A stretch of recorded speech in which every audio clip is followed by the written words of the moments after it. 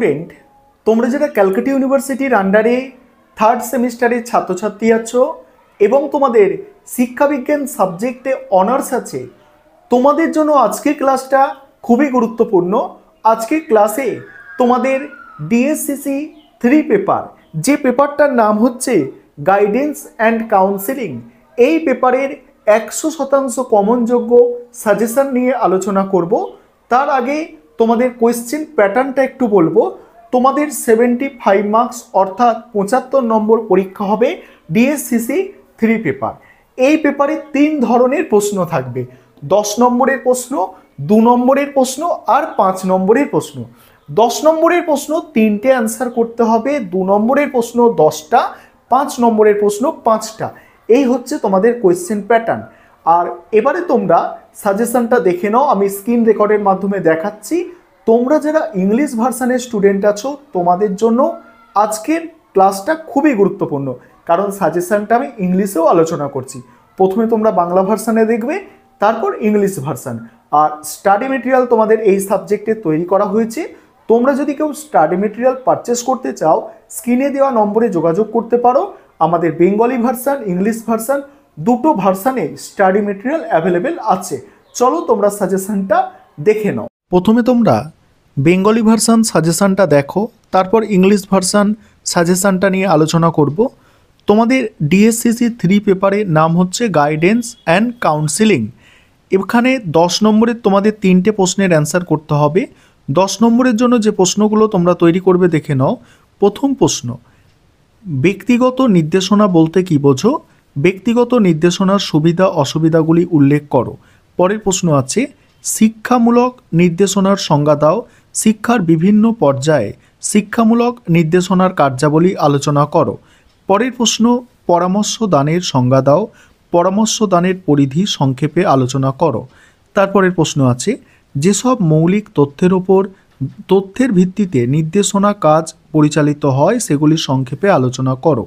পরের প্রশ্ন, নির্দেশনা বলতে কী বোঝো? মাধ্যমিক বিদ্যালয়ে নির্দেশনার প্রয়োজনীয়তা আলোচনা করো। তারপরের প্রশ্ন আছে, শিক্ষাগত নির্দেশনা বলতে কী বোঝো?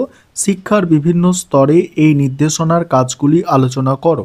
পরের প্রশ্ন, দলগত পরামর্শ দান বলতে কী বোঝায়? দলগত পরামর্শ দানের উপযোগিতাগুলি আলোচনা করো।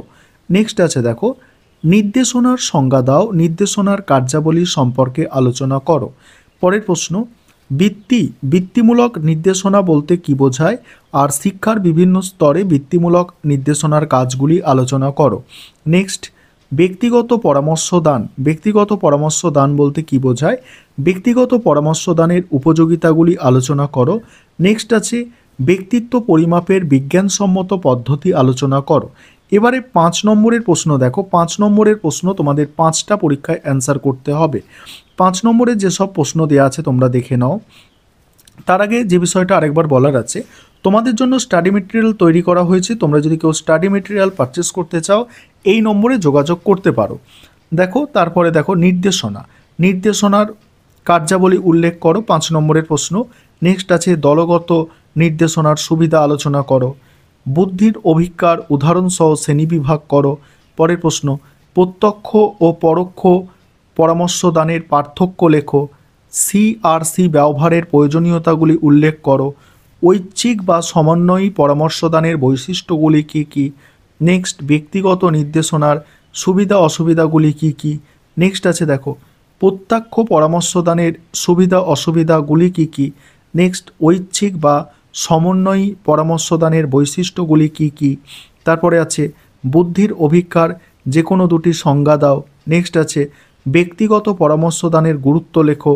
পরের প্রশ্ন আছে, পরামর্শ দানের কৌশল হিসাবে সাক্ষাৎকার সম্পর্কে আলোচনা করো। নেক্সট আছে, ঐচ্ছিক পরামর্শদানের সুবিধা অসুবিধাগুলি ব্যক্ত করো। নেক্সট প্রশ্ন, প্রবণতার অভিজ্ঞা সম্পর্কে আলোচনা করো।